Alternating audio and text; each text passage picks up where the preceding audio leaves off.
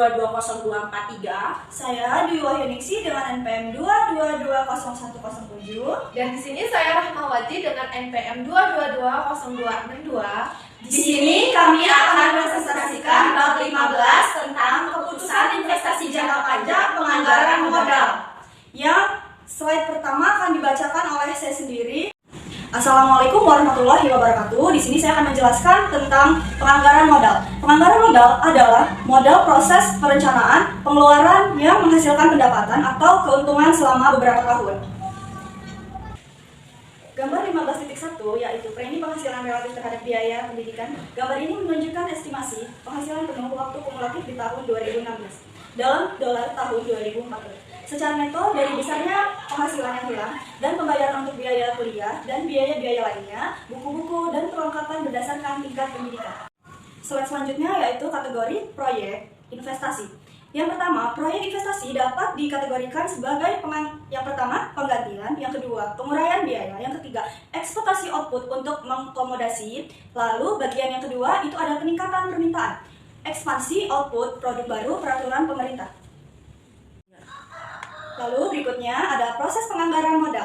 Di dalam proses penganggaran modal ada yang pertama permintaan modal. Permintaan modal ini terdapat diurutkan dari return tertinggi hingga terendah. Lalu yang kedua, pasokan modal biaya modal marginal. Di dalamnya ada anggaran modal optimal, melakukan semua proyek yang pengembaliannya lebih besar daripada biaya marginalnya. Gambar 15.1 yaitu tinjauan penganggaran modal secara grafis. Batang-batang huruf atau letter bar menunjukkan jumlah modal yang diperlukan untuk setiap proyek investasi dan tingkat imbal hasil pada setiap proyek investasi tersebut. Bagian puncak setiap batang mempresentasikan risiko perusahaan atau modal, kurva biaya modal atau marginal cost of capital atau MCC, yaitu menunjukkan kenaikan biaya dari peningkatan tambahan jumlah modal yang dialami dalam perusahaan. Lalu perusahaan akan melaksanakan proyeksi A, B, dan C karena ekspektasi tingkat imbal hasil atas proyek-proyek tersebut melampaui biaya pengumpulan modal yang dikeluarkan untuk melakukan investasi tersebut. Penganggaran modal dan proyeksi arus kas. Di dalam ini ada penjelasan arus kas bersih dari suatu proyek, lalu perbedaan antara penerimaan kas dan pengeluaran kas selama umur suatu proyek. Terus bagian keduanya memproyeksi arus kas bersih. Di dalamnya ada bagian dasar inkremental, dasar setelah pajak, dan penyusutan merupakan biaya non tunai yang mempengaruhi arus kas melalui pengaruhnya terhadap pajak. Contoh menghitung arus kas penjualan yaitu biaya variabel $500, biaya tetap $150, depresiasi $200, dan keuntungan sebelum pajak yaitu $150. Pajak penghasilan $60 dan keuntungan setelah pajak yaitu $90, jadi ditambah depresiasi $200. Lalu arus kas bersih yaitu 200. Nilai sekarang bersih suatu proyek.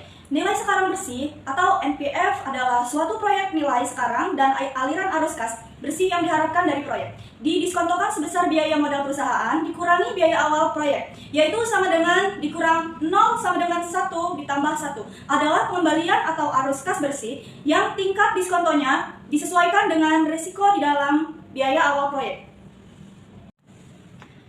Latihan yang pertama yaitu suatu perusahaan sedang mempertimbangkan proyek yang memerlukan investasi awal yaitu 5 juta. Proyeksi imbal hasil masing-masing adalah 2.500.000 dan 3.100.000 pada tahun pertama dan kedua. Setelah itu tidak ada proyek imbal hasil. Jika tingkat diskonto yang disesuaikan dengan risiko adalah 10%, haruskah perusahaan berinvestasi pada proyeksi ini? Baiklah, di sini saya akan melanjutkan yang telah dijelaskan oleh Dwi Wahyuni. Untuk solusi untuk latihan 1, yaitu di mana perusahaan sebaiknya tidak berinvestasi pada proyek ini karena NPV proyek tersebut negatif. Perhitungannya T sama dengan 1 per RT per 1 plus K pangkat T dikurang C 0 sama dengan R1 per 1 plus K pangkat 1 ditambah R2 per 1 ditambah K pangkat 2 dikurang C 0. Lalu NPV-nya masukkan 2.500.000 per 1 ditambah 0,10 pangkat 1 ditambah 3.100.000 per 1 ditambah 0,10 pangkat 2 dikurang 5 juta. Lalu 2.500.000 per 1,10 ditambah 3.100.000 per 1,21 dikurang 5 juta.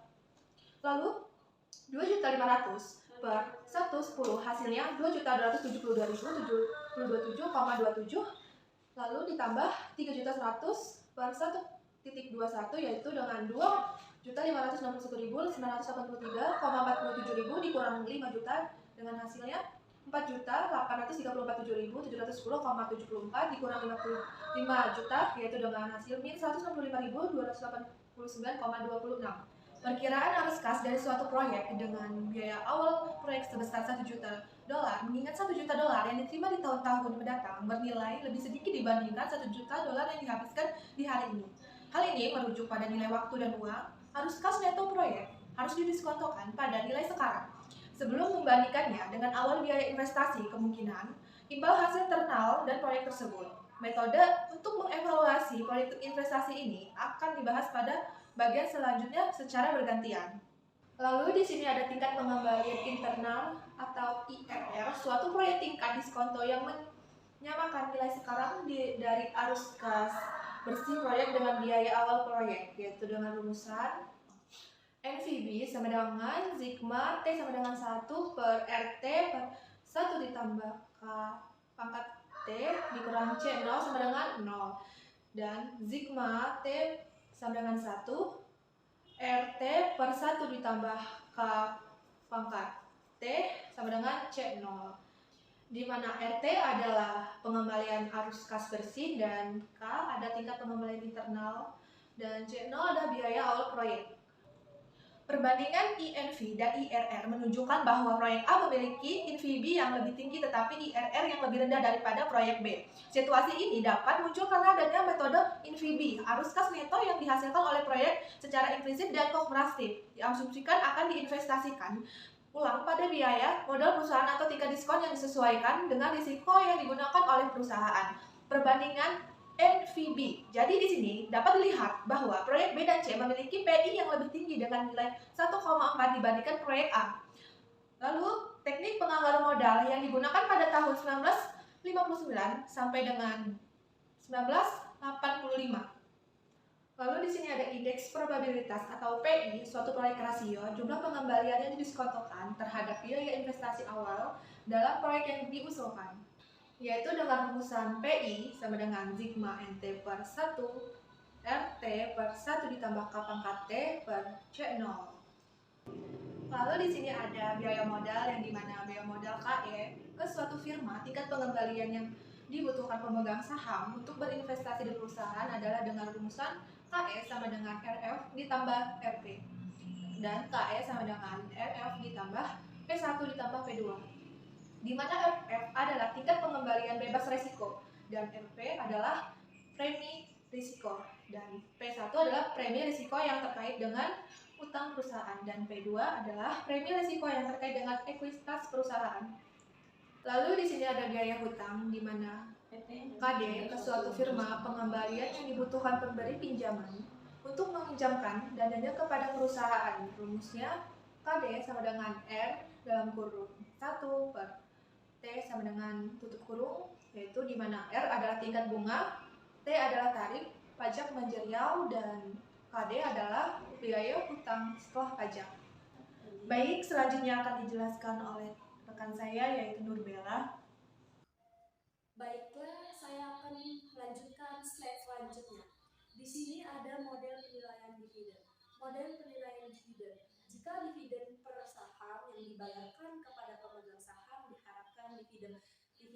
Jadi artinya itu perusahaan berencana untuk membayar dividen kepada pemegang saham dengan jumlah yang sama di setiap tahunnya. Rumusnya adalah P sama dengan sigma N, T sama dengan 1, D per 1 ditambah KE pangkat T sama dengan D per KE. KE sama dengan D per P. Artinya P adalah harga satu lembar saham suatu perusahaan. D adalah dividen konstan per saham. KE adalah tingkat pengembalian yang disyaratkan. Slide selanjutnya ada dividen yang tumbuh. Model penilaian dividen. Jika dividen per saham dibayarkan kepada pemegang saham, diperkirakan akan tumbuh pada tingkat tertentu. Rumusnya P sama dengan D per KE dikurang G.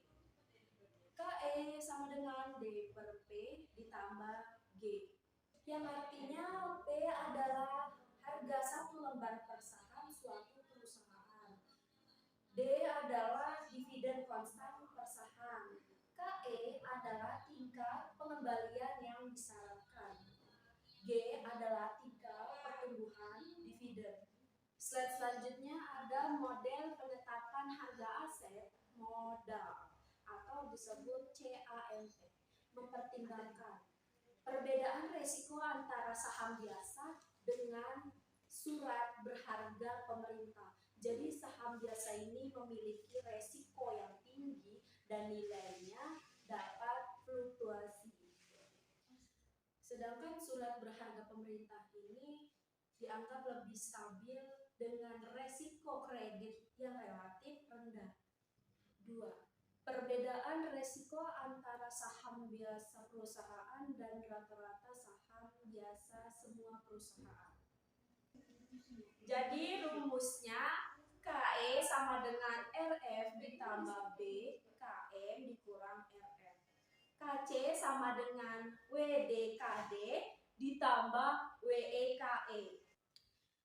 Jadi RF ini adalah tingkat pengembalian bebas resiko, B adalah koefisien beta, KM adalah tingkat pengembalian rata-rata seluruh saham biasa. Selanjutnya ada biaya modal tertimbang. Biaya modal komposit bagi perusahaan rata-rata tertimbang biaya utang dan ekuitas.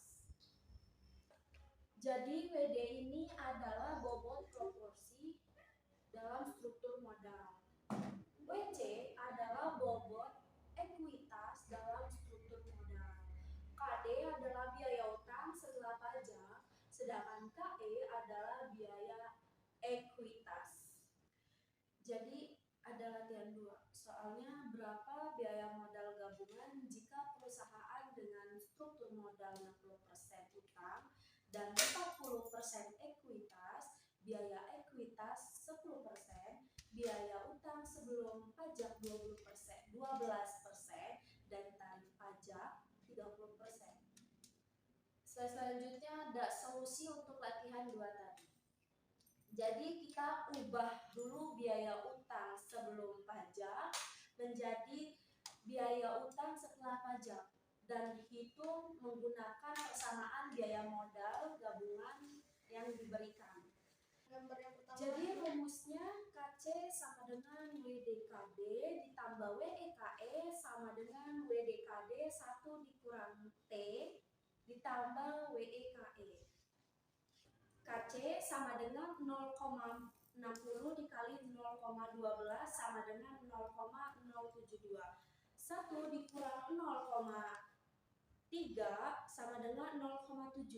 Jadi 0,7 ini dikali 0,072 hasilnya 0,0504. 0,0504 ditambah dengan 0,40 dikali dengan 0,10 sama dengan 0,0904.